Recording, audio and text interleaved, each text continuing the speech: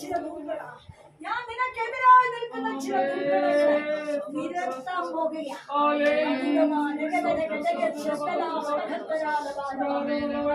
ഫയലുകൾ ഒരുക്കപ്പെടട്ടെ, ഫയലുകൾ ശ്രദ്ധിക്കപ്പെടട്ടെ, ഫയലുകൾ ശ്രദ്ധിക്കപ്പെടട്ടെ, ഫയലുകളിൽ ദൃഷ്ടി പതിയട്ടെ.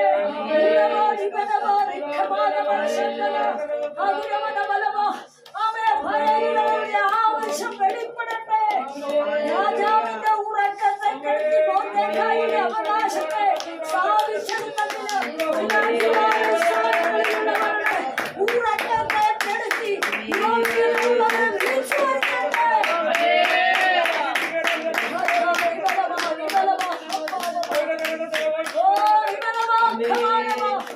സമ്പന്നമിട്ട് നന്മകൾ തടഞ്ഞ് അവയെ വടികളെ അടച്ച് വാതിലൊരിക്കലും തുറക്കരുതെന്ന് മുദ്ര വെച്ച് പോരാടുന്ന ശക്തി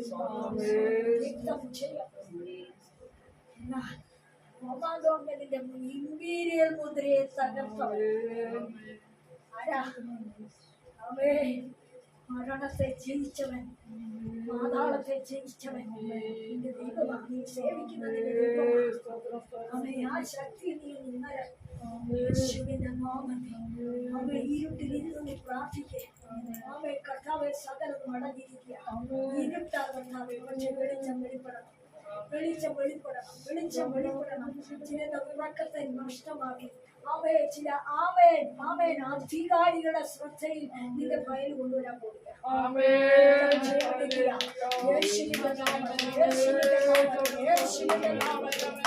അധികാരികളുടെ ശ്രദ്ധയിൽ നിന്റെ ഫയൽ കൊണ്ടുവരാൻ പോകുക.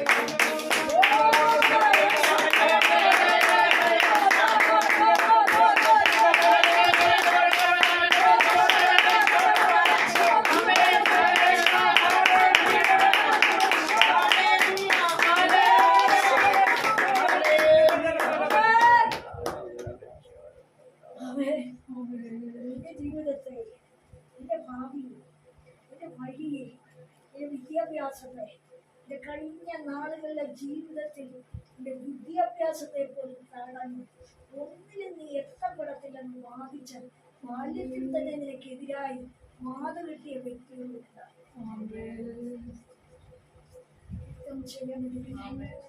പരിശുദ്ധാത്മാവായ അവൻ നിന്റെ മുമ്പായി പോവുകയാണ്.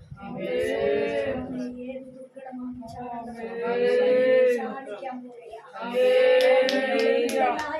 ചാടിക്കാൻ ഇന്ന് പകരം പരിശുദ്ധാത്മാവായിട്ടുണ്ട്. ഒരു വിടുതൽ അടിച്ചിട്ടുണ്ട്. ഞാനൊരു മുഴക്കം കേൾക്കുക, ഒരു അനുഗ്രഹത്തിന്റെ മുഴക്കം, ഒരു വിടുതലിന്റെ മുഴക്കം. വിടുതലിന്റെ മുഴക്കമാണോ? അനുഗ്രഹ മുഴക്കത്തിൽ കൂടിയാണോ? ആണോ? എന്താ തെളിവ്? ലിയാവേ അനുഗ്രഹവും മുഴക്കവും ഒക്കെ വരുന്ന എപ്പോഴാ?